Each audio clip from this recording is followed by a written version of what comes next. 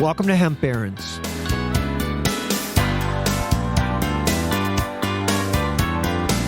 On today's show, an old friend stops by our Colorado Mountain studio to talk hemp. I first met Justin Jones back in 2014 when I had him as a speaker at our first cannabis show in New York City. Justin's been in the cannabis industry for over 10 years.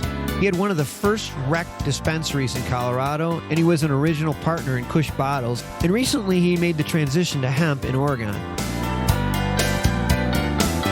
Having been through the marijuana explosion, Justin has some great insight into where the hemp opportunities lie. Let's join my conversation with Justin Jones from the International Hemp Exchange.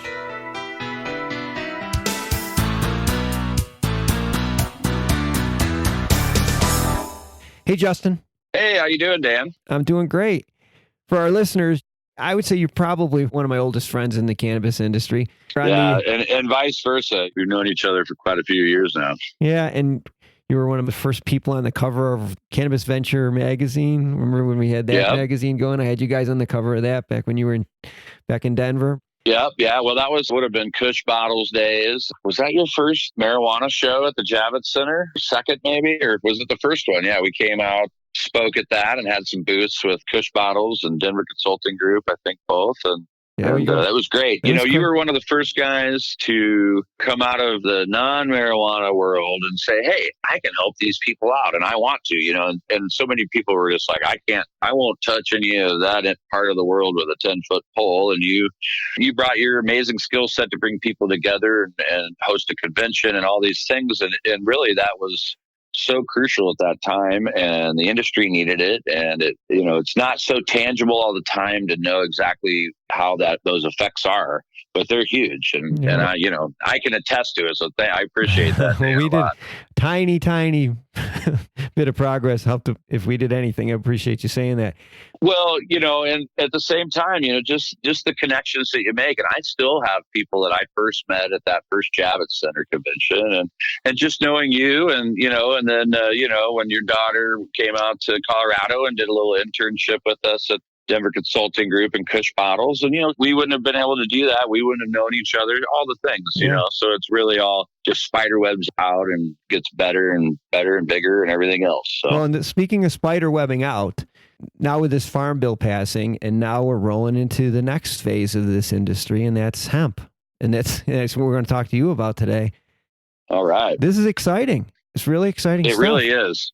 Yep. It really, really is. I mean, I think most everyone in the country now knows a little bit about CBD, and some people know a lot about CBD, but I don't think anybody can appreciate the enormous demand. It's out of control right now, how much demand there is for CBD, right? I really agree with you there. And, the CBD has been going on for a while now, and the states like Oregon and Colorado, and there's a handful of other states that took the 2014 Farm Bill and took it a step further, kind of like those states have with the marijuana variety of the cannabis plant.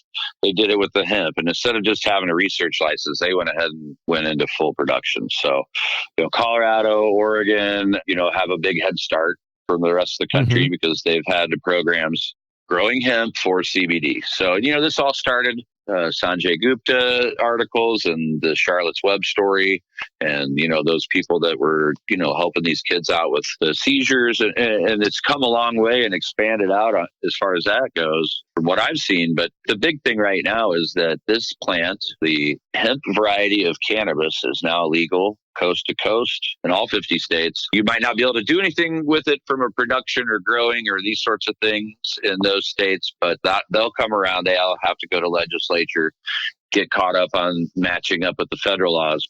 In the meantime, we are seeing rapidly expanding market, both in the demand on the consumer side and also farmers growing hemp and growing more hemp and more farmers coming in. So. Well, and you talked about all the medical benefits that CBD, but we're seeing this product in makeup, in lotion, in food. It's going into a lot of things right now. Most people right now think of it for medical purposes, but I mean, as we're seeing it, it's going to start showing up in cosmetics. It's going to start showing up in Gatorade. It's going to start showing up a lot of places that you probably didn't think.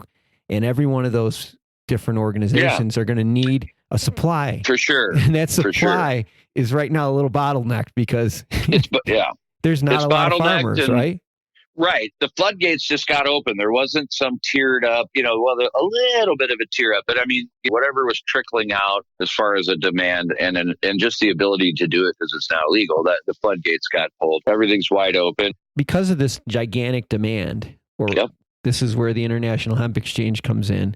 You're providing the seeds and in some cases the saplings for the farmers to use in their fields so that they can start growing these. And maybe talk a little bit about this HGH seed that you guys are growing. Tell us a little bit about that and what makes that special.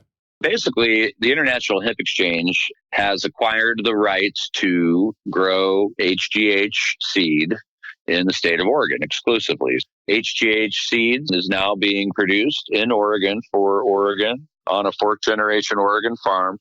So it's a great partnership, and the International Hemp Exchange really, made it all come together and couldn't ask for a better situation. Let's just talk about the business model. Yeah. In this greenhouse, which you told me it's like 24 acres worth of greenhouse space. Yes. Which is right.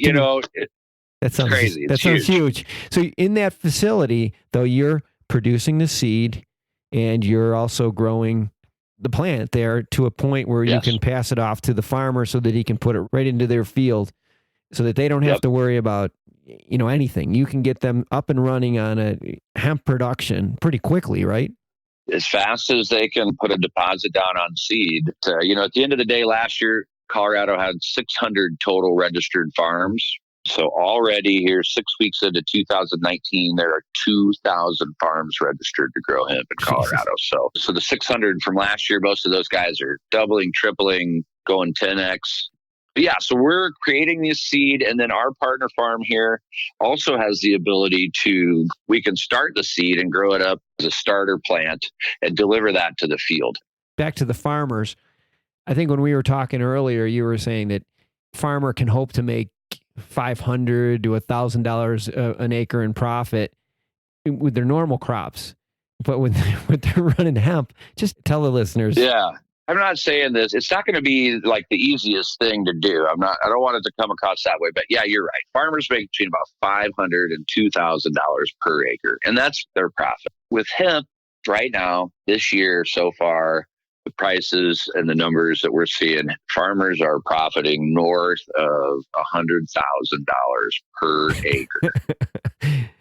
This is crazy. Just amazing. So that's super exciting. And I don't think that any farmer should run out and, pull all of his other plants out of the ground and go all in on hemp. That would be irresponsible. But I really do think that it's a chance for these farms to take a few acres maybe this year if they've never done it and do a test run. You know what? I talked to a guy who did 2 acres.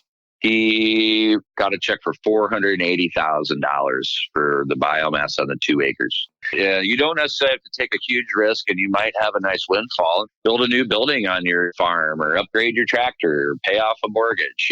All the things that the farmers have to do to continue to create generational properties and farms that they can pass down to the next generation. Well, that's why I think a lot of our listeners are investors, and I don't think anyone really appreciates how much opportunity there is further down the supply chain, like the farmer. So speaking of opportunity, talk about some of the other places within this supply chain that are going to experience some big windfalls.